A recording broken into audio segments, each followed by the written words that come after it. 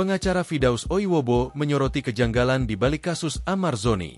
Ahmad Zoni resmi dipindahkan ke Lapas Nusa Kambangan pada Kamis, 16 Oktober 2025, bersama 5 warga binaan lainnya.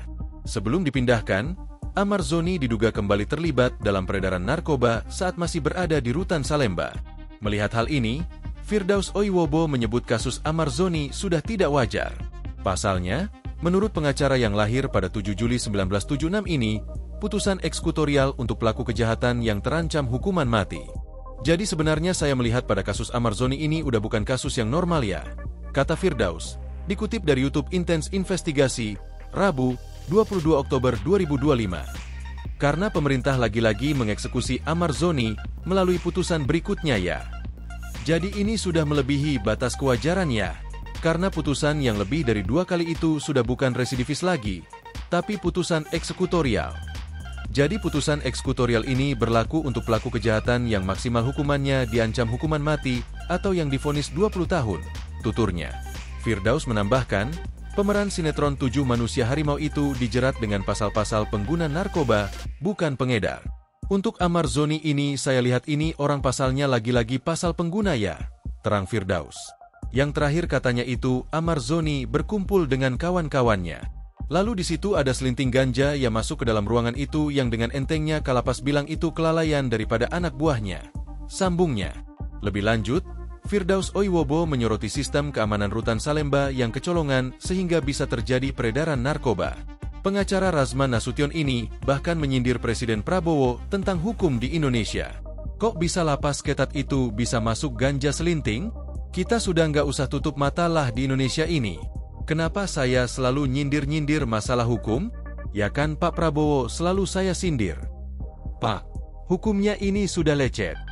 Pak Prabowo itu segitu banyaknya euforia ya dalam berbangga hati karena membanggakan kabinetnya.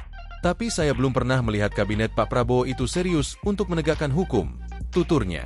Direktur Jenderal Pemasyarakatan, Dirjenpas, Masyudi membantah adanya praktik peredaran narkoba oleh Ahmad Zoni di Rutan Salemba. Ia menegaskan kasus yang menyeret nama ayah 2 anak itu berawal dari razia rutin yang menemukan 1 linting ganja di kamar tahanan. Pada saat kegiatan pemeriksaan penggeledahan rutin yang dilakukan oleh Kalapas dan Rutan, 1 bulan 2 kali, ditemukan 1 linting ganja di kamar yang dihuni 7 orang, salah satunya Ahmad Zoni, ujar Masyudi dalam konferensi pers di kantor Ditjenpas, Jakarta Pusat, Senin, 20 Oktober 2025.